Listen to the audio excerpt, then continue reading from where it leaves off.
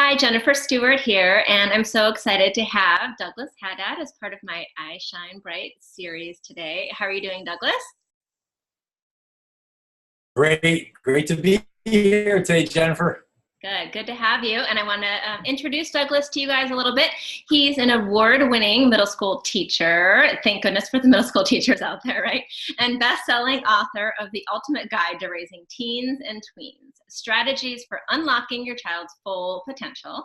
He's taught over 2,000 students, oh my goodness, that's a lot of kids, in his nearly 20 years as an educator.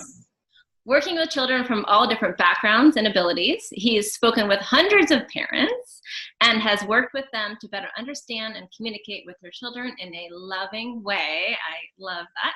Haddad was awarded Teacher of the Year, great job, in his Connecticut school district, and has served as a teacher ambassador in public education in the state of Connecticut. He's a regular guest speaker on television and a blogger, contributing writer, and has been featured in many national print and online outlets. And to learn more, you can visit his website, douglashaddad.com, and we'll have all the links and everything in the email here for you, as well as below the video. So anyway, I'm so glad to have you here so we can chat a little bit about the challenges of raising kids in this world nowadays. There are many. So. Oh, yeah, absolutely. Definitely. And I know for me that over the years that I've learned that connection and communication in general are the very most important things, because if we're not connected with our kids and we're not in communication, we don't know what's going on. And even if we do, if we're not connected with them, they're not listening. They don't really care what we have to say, right? Sure. So I always like to ask, what are some tips that you would give to parents to help them to be better connected with their child and open those lines of communication? Jennifer, you hit it right on the head. Relationships in one word, right? That's what it's all about. And one of the things I always do working with parents, and anywhere I speak on the topic of parenting or just helping kids out in any way to guide them for unlocking their full potential, is I said, you need to go back and awaken your youth. So I always start off with questions. Now, if you're listening right now and you want to close your eyes, or if you just want to stare off into oblivion right now, I'm going to ask you some questions. And I want you to go back to the youth. Don't dramatize or romanticize to say, oh yeah, cool. Like, that's not true. Day to day, you had your ups and downs. Hopefully you had more highs and lows, but maybe not. So here's some questions I'll ask, and Jennifer, you can get involved in this too. Think back when you were a tween or a teen. Oh boy. How did you feel when the bus arrives to pick you up? Yeah. Were you excited? Were you nervous? Were you sad? How did you feel riding the bus? Did you sit in the front? Did you sit in the middle? Did you sit in the back? Did you sit next to a friend? Were you avoiding a bully? Did you look forward going to math class? How did math make you feel? Some of you might say, ooh, and others like, oh, I'm good at math. How did English, how did science, about history, about gym class, about art, about tech ed? So if you can think back, every emotion's different. Now, do you remember the difference a teacher you liked or disliked had on you, and how that made you feel going into the classroom? Definitely. How do you feel sitting in those chairs? If you're envisioning right now, was it hot in there? Was it musty? Was it smelly from the smell of team spirit? Do you look forward to lunch with your peers? Do you wish your parents never saw your report card? Do you wish your parents did something different? Were they too strict on you? Were they too loose on you, letting you kind of go free reign? Is there something you wish you could have said differently to a peer to make them feel better? So all those questions, I just shot a lot out, there's so much more, is what I always ask, and I go through it a lot slower, and really emphasizing the point that you need to first off think about what your child's going through each day. And once you think of that, then it's like, oh, okay, so now I have a better understanding. That's number one. Another thing is, in order to really connect with your child, you have to be invested in their life somehow. And that somehow is by asking questions. And I'm not just saying, hey, how was your day today? It was all right. It was fine. That's all you're going to get. If you ask stupid questions, you're going to get stupid responses. So you want to say, hey, So what'd you do today? What was your best part of the day? Or did something interesting happen today? Or, hey, how are your friends doing? Like, hey, you're asking about my friends. So now you're going to get an open line. You get to know who their friends are, know what the best part of their day, make them think a little bit. What was the worst part of their day? So really asking kind of better questions to get more of an elaborative response. I think that's important. I love that. Yeah. And, like I said, getting to know their friends, getting to know their interests, asking them to maybe teach you about something. If they say something they learned, expand upon that and try to run with it. Tell me a little bit about what you learned today. And then the child may say, oh, they may explain it to you, or if they like music, they may want to make a song about it, or they may want to draw about it, or they may want to, if they're good at poetry, write a poem about it. The point is, tap into whatever interests them, try to tie it into the learning, because at their age, number one is being a student, and we want to make that fun and interesting, and that's ultimately something we'll talk about. That's gaining self-discipline, which if I can mention one more thing, because I'm excited about the topic of helping kids and certainly connection and communication. In my book, The Ultimate Guide to Raising Teens and Tweens, I have a bunch of different techniques on how to do this. And one of the ways that I really, what I coined the REV technique, what I think is a great approach to get a child to first off say, oh, wow, mom and dad actually are interested in what I'm talking about or what I'm doing in life because of the technique. Now, the R stands for reflective listening and responding. So really what that means, reflection, is when something is sort of bounced back at you. So a kid says something and you just simply say, what I hear you saying is, and then you follow that by restating what the child said without any interpretation or spin on it. And then all of a sudden that tells the kid subconsciously, all right, mom and dad are listening to me. And then the E stands for empathy. So at this point you can say, from what you just said, I can imagine you feel pretty, and it could be pretty sad, pretty disappointed, or it could be positively. I can imagine you feel pretty excited about that. That made you feel good. Because then that empathy is what really does the connection. Because, empathizing is like you've been in their shoes before. Sympathizing is similar. Sympathizing is you feel bad for them or you feel happy for them, but you haven't personally experienced it. So if you can create an element of empathy in there, say, I can imagine you feel pretty bad. When I was your age too, kids used to say some mean things. I understand how it feels. And then you give a specific point that ties into that. And then the V in REV stands for validate. All kids want their feelings validated, and you don't have to agree with what they're saying, but you have to acknowledge what they're saying. So you can say, if I get what you're saying, and then follow that up by repeating what your child said.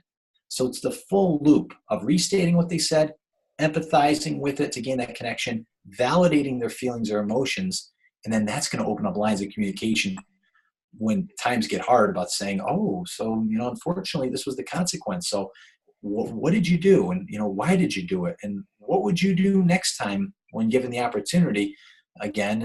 And what will you do? So it really opens up communication. So that's the REV technique. Yeah, no, I love that. That's great. And the first thing that you went into about, what do you remember? And we're talking about the bus, and that was making me laugh because I remember our buses were not friendly. So we had a group of us that often walked to school instead. And I lived by Chicago at the time. So we would, in the snow and whatever, to not have to deal with that around middle school. So yeah, that was definitely a funny thing to remember. But no, I love that technique because, yeah, definitely you need to be able to connect with your child and understand. I love that you ask them about their peers, ask them about what's going on. You definitely want to avoid, if you can, like yes, no questions, because then they'll be happy to yes or no, and then walk away and go, play their video game or whatever they were going to do. That's right. Yeah, no, definitely. So open-ended questions and getting involved in like things that they care about. So, if you only ask them about how math was or how their test was, they're not necessarily going to want to chat with you. They may avoid you. So maybe, asking them about things that they validating their feelings. So I love that. Yeah, definitely. Yes, absolutely. Yeah. So some of the other things that, I think it's really hard in our modern world. I think sometimes as a parent, you want to kind of almost help like control in some ways your child's decisions. You feel like I know better because I've been through it and I'm older and I'm going to, help them make the best decisions they can. And sometimes I think it's hard to know as a parent, like, all right, where are our boundaries? Because our kids are their own people, right? And they have their own abilities and their own dreams and their own goals. We want to steer them away from danger, of course. That's right. And we want to let them be like who they're meant to be. So how do you think, like, how does a parent know where are those boundaries at of keeping them out of dangerous situations, but not overstepping and trying to like relive our childhood through the kid, right? Yeah, exactly. Because a lot of times we want to, in our mind, fulfill things, but we got to be careful with their kid because they're a separate entity. But like you said, I think what's important is, first off, if we want them to make good decisions and want them to be their own person, we have to allow them to make their own decisions. But that comes with also them understanding that the choices they make either have rewards or consequences. Right. Now, in my book, I split it into two parts. There's a child unlimited tools you need in order to grasp that. One of the things we talked about, communication. I also talk about how do I motivate a child to get them to be internally motivated. Yeah. How to get them to set goals and then be able to ascertain those goals. I love that. So all that's really important, and that's something that I talk about in my book. But also the second part is for parents also to understand today's unique challenges, and I call them the child limiting challenges, because certainly if you don't apply the child unlimited tools, you're going to be limited in the long run. So let's do another exercise, everybody out there. All right. So Jennifer, please, again, close your eyes. And I'm going to ask you, if you don't mind, just to simply say yes or no to the following. Okay. All right. So listeners out there, go back to when you were a tween or a teen, in that age range. And I'm going to pose a variety of different problems. What I'd like you to do is just simply state yes or no if you or somebody that you knew, whether it was a good friend, an acquaintance, somebody you went to school with, got involved in the following scenarios. All right. So Jennifer, smoking. Did you know anybody that tween or teen got involved in smoking? Of course, yes. Okay. How about drinking alcohol? As a teen, sure. Okay. How about substance abuse? Anybody experiment with that? Sure. In high school, there were kids. Okay. How about gambling? Anybody into betting or gambling? Ooh, I don't think we had that in our high school. Okay. How about sexual promiscuity? I'm sure there was. Yeah. How about bullying? Definitely. All right. How about violence at schools? Ever seen any fights break out? Sure. Yeah. Yeah. Depression? Suicide? I don't remember that when I was a high schooler, but probably. Okay. How about eating disorders? Anybody? Yes, for sure. Okay. So, you can open your eyes. So now that was round one. Now round two, I'd like you to go back again to that time frame when you're a tween or a teen, and I'd like you to say yes or no to the following issues here. Okay. Cyberbullying, was that a problem? For us, no. No. How about sexting? Was that a problem years ago for you? No. How about internet or online addictions? Was that a problem? No. Gaming, but no. Gaming, okay. How about popularity on social media, getting a lot of followers? No. Were you concerned with that? All right. How about school shootings? Were you afraid of going to school because you're going to be shot or stabbed? No, we didn't think about that. How about overscheduling, where you were just, there's so much going on where you were just overscheduled. You didn't have any time for yourself. I don't think so. How about inactivity, just from a lot of over technology use, and there's a lot of obesity? No. Okay, and I'll ask one more. How about synthetic drug use issues? Not that I'm aware of. All right. So listeners out there, you can open your eyes to as well. Jennifer, thank you very much. The point to that is that what I just said in round two is all the problems kids are dealing with these days, plus all the problems that we dealt with. This is a major concern. We're in the midst of a kid crisis right now. And I think we all have to be very aware of that all these things we're talking about today, from ways to connect and communicate, to build those relationships, is foundational, because kids want to know that you care. They don't care that you know. They want to know that you care about all these issues going out, and this is how we can prevent it by making these connections, because they're dealing with so much right now. I would certainly say with all these unique challenges going on, we want to be able to set those expectations clear, and the consequences. Now, let's just do one more thing. I want to ask a 3-question, what I like to say, do you have a system in place for if and when your child breaks the rules? Because if you do, that's more than half the battle. If you don't, that could be a bit of a problem. So question number 1 is, what specific system do you have in place if your child doesn't comply with rules or expectations that you set forth? So if your child is, for instance, not doing their homework, is there any consequence to it? Or is it just, do your homework otherwise? I don't want to see any bad grades. Make sure you do your homework. Get upstairs and do your homework. Is it just a lot of idle threats? Second question I have for parents is your child even aware of the specific consequences for his or her actions if the rules are not followed? Because a lot of times there is a system in place, but the kids aren't aware of that. Oh, I'm not going to be able to use my phone. Oh, I'm not going to be able to go over my friend's house this weekend. I'm not going to be able to watch my favorite shows if I don't do my homework. The third question in this exercise I would ask, and this is the key one, do you follow through consistently, or do you cave in on these consequences? That's what I was thinking about, talking about the first step. Yeah, and I'll tell you what, this is a true story. I work with another teacher who said when her boy was little, he was diagnosed with ADHD and he had to take medication for it. He refused, didn't want to. So one day at the doctor's office, the mother said, okay, doc, what do we do here? Because he doesn't want to take his meds. And the doc says, well, we're open for another 7 hours, so you're welcome to stay as long as you want. So that triggered the mom, say, you know what? We're going to try something out. Mom said, did you hear that? Said to her son, say, I don't want to take my meds. Well, we're open for another 7 hours here. And, whenever you're ready, we're not going to leave here until you take your meds. So the kid went over to the couch. He started jumping up, pouting, getting all upset. And the mother said, that's not going to help the issue. When you're ready, then we'll leave. Oh, an hour goes by, still pouting. 2 hours go by. Mom, I'm hungry. Take your meds. 3 hours go by. All of a sudden, okay, I'll take my meds. Doc, okay, we're ready. Takes the meds. They get out of there. That's 3 hours later. Second time comes around. Must have been, weeks later, a month later. Same situation. Kid didn't want to take his meds. Oh, no, I don't want to take them. Doc, how long are you open till? I'm open for another 6-7 hours. All right. Same thing. When the couch pouted. But guess how long it took this time? 30 minutes. 5 hours.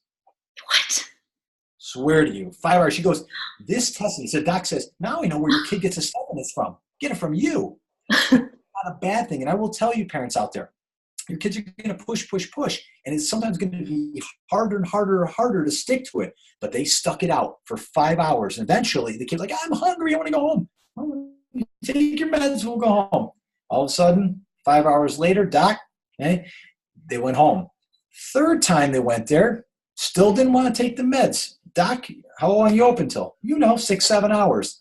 And the kid's going, no, I don't want to take them. I will stay, I guess, 7 hours if it takes. Guess how long it took on the third time? Oh, I don't know. 1 hour. 3 minutes. Oh, I'll take my meds. Here you go. Out you go. Game over. Problem solved. So the point thank you. Yes, I know. And if she didn't stick that out, if she just didn't go the distance on that one and the kid won in that war, she'd be in a losing battle for a lot of things. But since she won that war and it was so hard, pushed her patience, tested every ounce of energy, all of a sudden, boom, on the third time, they'll snap. And from that point, they took in, I think, a foster child too. And the foster child tried to push back. And the boy, who was the one who refused to take the med said, you're never going to win. Mom's never going to cave in. You might as well just quit and do what you're said. And it's interesting because that just shows the parent, if you put in the consistency, eventually your child will know the routine. So to answer your question, I think that's the ultimate way to really get your child to make good decisions is to set up specific, action consequences. So they know they're in control of their choices they make have consequences. Yeah, no, I definitely like that. And I like when you say, you have to do this. And if you don't, then you're going to have to, sometimes I like to give where they can earn it back as well. If you take something away, if it's not a time sensitive thing like that, like if you don't get this done, this will be removed. And then you're going to have to do extra chores or extra whatever in order to, so they do have some sense of control, but you're following through. mean, I think an empty threat is like the worst thing you can do because then they're not Yes. going to listen. No, they're not. And you're right. The negative reinforcement of taking away something, that works for kids in the tweens and teens because they're able to rationalize it a little bit better. Yeah. So I think that's a very good approach. And the kids nowadays, into technology, that's really a big thing you can take away from them. Yeah.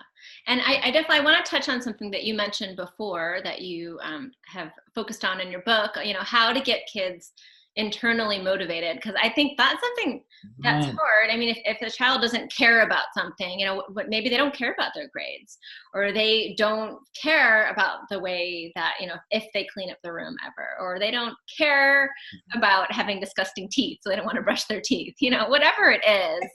How to find that internal motivation. I mean, that's because once you find that, like, then that's gold. I mean, that's amazing because then they're going to do things because they want, not just because you're forcing it upon them.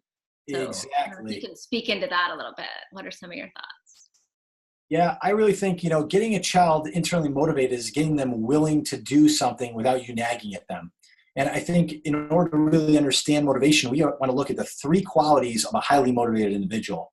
And all motivated individuals possess these 3 qualities. One is persistence. They have the ability to never give up at a task. And in my book, I talk about, how do we get a child to that point of resilience? Because we see kids, they try it once, they quit, or try it twice, they give up. Somebody says something bad about them, they're done. And number 2 is also that they have a low dependency on adults. They don't need the adults to constantly say, hey, good job, constant praising going on. They don't need that. They're internally motivated. And number 3, they have a positive display of emotion. They are always positive, no matter if they're up, down, and everywhere around. And that's hard. That's really hard. So to get a child motivated, I think we want to first off be able to find out, what are their interests? Let's tap into it. Get them exposed to many different things. Bring your child to a museum. Bring them to the zoo. Bring them to the parks.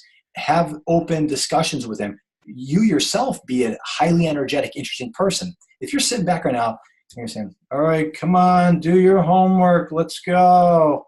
We got to go. All right, come on. You something you have to want to do. You can't just sit there like a bump on a log. And look at yourself. How's your energy? How's your posture? So I think that's important, number 1, for you to display that. And then also, if you have a child really that's struggling with that, help them set goals for them. I think that's really important. And whether it's just a little small goal for them to feel success, whether it's, if they're having trouble with math, do a few problems, have them get them right and say, wow, look at that. You did all this. Great job. It might take you a little time, but that's what you're capable of doing. Or emphasize something they're doing very well versus something they're not doing well, and praise them based on their efforts put forth versus the outcome. Because if we're always looking at, oh, look at that, a good job getting first place in this, or a good job at getting a 95 and putting all that numbers on it, then they're going to start comparing with their peers, and they'll never be good enough. There'll always be somebody better. So always praise effort versus outcome. Yeah, no, I love that. And I think you could come alongside them when you're doing the goals too, right? And have them like, what do you want to achieve? Where do you want to be? And kind of encourage them to make that goal, right? And then have them think about that. Because I bet some kids sometimes don't think about where, that it would be nice to have that good grade, or it would be nice to be really good at whatever they want. And so all they hear is, the adults being like, do this, you can be, you can be better, you can, so. Yes. And a lot of kids talk nowadays about, like, what do you want to be when you grow up? It's no longer so much as I want to be an astronaut, I want to be a doctor, I want to be a lawyer, like in our era. It's more so, oh, I want to be a YouTuber, I want to be a gamer. Okay, well, you kind of got to go to their thing. Okay, so you want to be a YouTuber. Do you think these people had to be able to learn a little bit about technology and editing, video editing?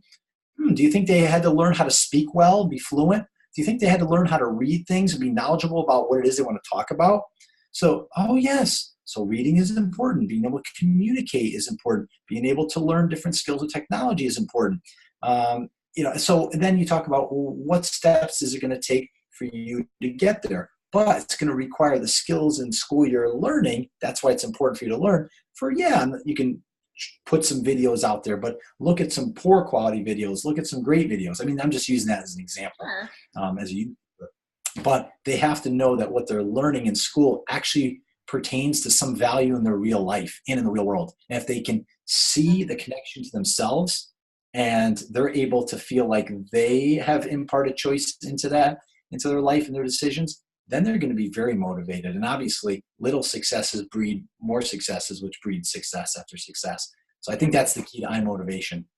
Yeah, no, I love that. And you already kind of touched on it, but I love your little quote about expect your child's best versus expecting your child to be the best. I think that is amazing, because I think our society is so competition focused. I mean, from, my kid is enrolled in these 5 million things, to my kid is, made it to this, high rated competitive soccer team, to my kid has all these A's, to like, so often I think it comes down to how good the child does makes the parent feel validated, right? Like they've earned that trophy or they've earned that grade. But it really needs to be, that's right. What's your child's best? I love that you say that. That's so important. Yeah. And it is so important because, ultimately you want your child to know that they're owning their own successes, not because mom or dad wants them to do that. It's because they want to do that. And I think ultimately we want our children to be happy.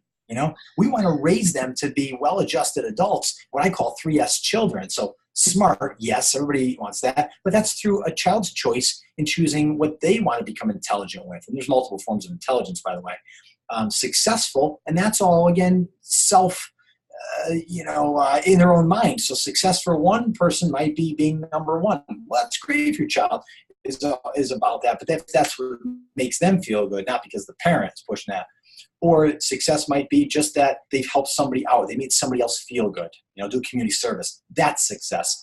Maybe it's just progress along the way, getting better at art or making more of a story. Or maybe it's just a matter of putting together videos or whatever they like to do. That's success. And then the other S is self-discipline. And if kid feels that, they keep going, and they're going nowhere, but they're enjoying the whole process along the way and not doing something to try to get more followers or to get more likes and to get less thumbs down on their YouTube channels, then they're doing it for the right reasons. And, I think that's important. And here's one thing I would say to you guys out there.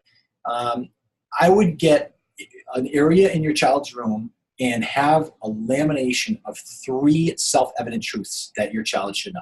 All right. So the 3 self-evident truths are: number 1, you get what you expect. That's number 1. Number 2, as you think, so shall you become. So the power of the mind. We all know that. So our beliefs translate into our thoughts. Our thoughts translate into words, and words translate into actions. And we know this, and actions translate into ultimately habits that form what we do day and day. And that ultimately translates into our character, who we become, which translates into our destiny and the life we live. So that's important. And then the third thing is we're all looking at your attitude determines your destiny. I think when you realize that if it's to be, it's up to me. And it's the choices you make and you get what you reap. You reap what you sow, so to speak. So that's the 3 that I would say. If you have those self-evident truths and you remind your child of that, ultimately they're going to see, hey, my life is really based on me. I'm my best friend. I'm my worst enemy. Yeah. That's amazing. I don't know what age they can start to really grasp that at, like where that change is at. Maybe the end of it's a higher. Middle school, but yeah, that's amazing. Because I think it's that's something that a lot of adults are working on, right? That they're in control. Yeah. So that's and awesome. for kids to learn early on, there's no excuses. There really is no excuses. And if you have that mentality early on, I think as adults, we're smart and we can justify things very easy. Oh, I didn't get to the gym because I'm busy. I got to get home and do this. I got this meeting, or I got the kids waiting for me, or I want to lose weight, but life's so short. Let me just have a glass of wine here, or I could it's the holidays coming up. I'll wait till after. So there's always excuses because you have a lot of good rational thinking. As kids, though, if you learn really there's no excuses, as adults that becomes a habit, and as adults you carry that with you. Definitely. Yeah, no, I love that. That's why I love reaching the really little younger kids, because I feel like the earlier we can grab them and start to teach them, indoctrinate them with that hopefully it'll carry on through their life somewhere. So yeah. Absolutely. Yeah, and I know we don't have too much more time left, but I have a couple things I wanted to address. Let's see if I can at least hit one of them. So I think might tie into what we're just saying in general. So I think with all the pressures that are coming in with what's going on in the world, there's definitely a lot of like stress and anxiety on kids. I know you've studied that with adults as well, but I think since we're focusing on kids today, how can we help them to kind of navigate that when they're, from all these different directions? It's like, be the best, do this, do that. It's like, as a kid, I just want to go take a nap. Yeah. Well, I said to one girl who was dealing with some of the highest anxiety I've ever seen a middle school student deal with. And I told her one line. I said, listen, you're perfect just the way you are. End of story. And she gave me actually a nice little star that said, Mr. Haddad, thank you very much for saying I'm perfect just the way I am. Didn't quite understand in the moment, but I realized we're all perfect the way we are. We're all different. We all have our strengths. We all have our weaknesses. And realizing that you don't have to compete with anybody else or yourself. And I think ultimately that's important. And how that gets to be is parents should really, in general, focus on a major aspect of a child's development, and that's their emotional intelligence. We call that the theory of the mind. So if a child understands why kids behave the way they do, and sometimes kids can tease you, sometimes kids can call you names, sometimes kids can be jealous, sometimes kids can be supportive, want to feel heroic. There's all kinds of things. And if children are taught about how their peers are behaving, that makes it less of a feeling of, I have to be somebody I'm not. And I think at this age, it's so stressful. Kids are overscheduled. They deal with their peers in person. They deal with what goes on in texts and social media and all those different issues. So in one word, parents out there, if you really want to try to curb any anxiety, routine.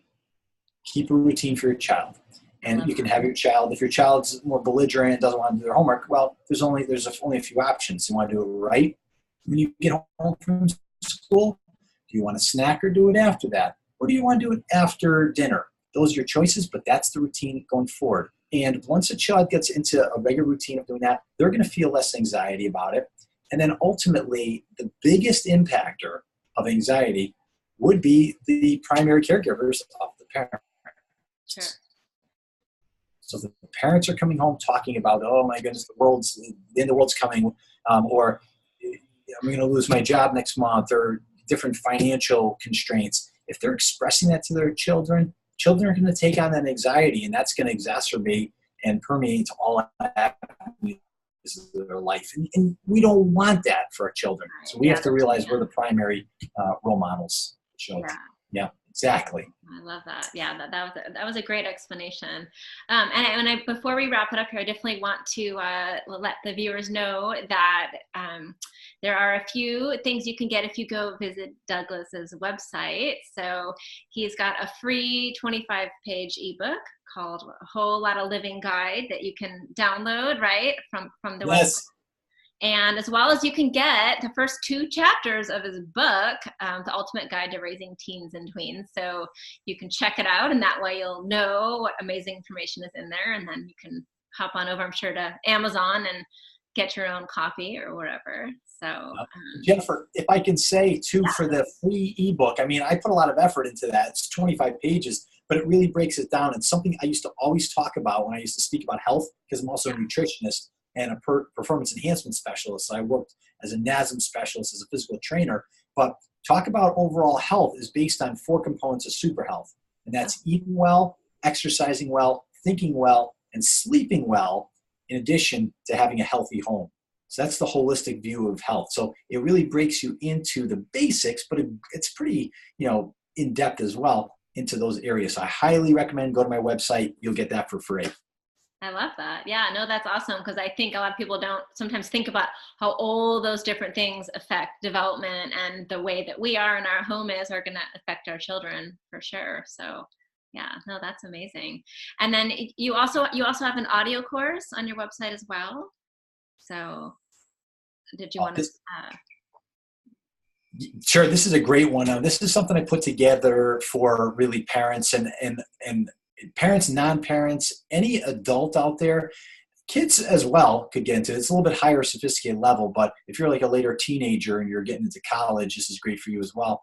It's really called 30 Days to Finding You and Start Living the Life You Imagine.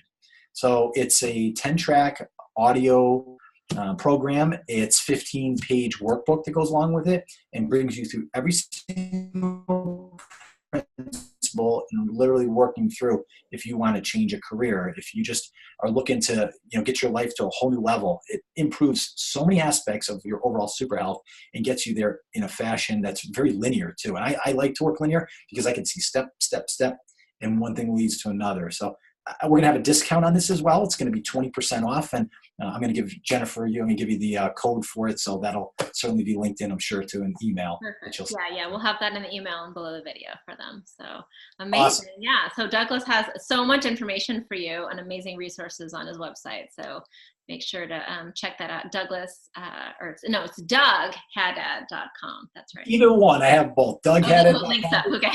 Douglas Haddad. All links up. Oh, and on my website, if I can say, I also have some 2 blogs that I write. I write Well Parent and I write Whole Child. So information all about overall well-being for a parent and then also for the child, anything and everything. So that's on my website as well. Lots of free. Yeah, no, and I checked some of those out. Those are amazing. So a lot of great free information there for Thank you. So yeah, no, amazing. So thank you so much for your time today. It was great chatting with you. I'm sure we could chat for a much longer time about everything. So yes, I know. Yeah, trying to keep these in bite-sized for the busy parents out there. So but amazing. And yeah, make sure you guys can get more information at the iShineBright.com. And so thank you for joining me today, Douglas, and be sure to check all of his amazing information out there. So. Thank you very much, Jennifer. And one last thing is I actually, in my website, I also have family coaching. So I can work with you if you're interested to work with me one-on-one. I do that as well. So that's also on my website. Awesome. And you specialize mostly in tweens and teens as kind of your specialization area? Yeah, definitely. Yes. The overall tweens and teens and then families. All right, awesome. Yeah, well, I know that teenager age, a lot of people are looking for help. So yeah, you'll be a great resource for them. So awesome. Yeah. Well, thank you. Thanks so much for your time today. Oh, you're welcome. Thank you for this opportunity and thank you for what you're doing. Thank you.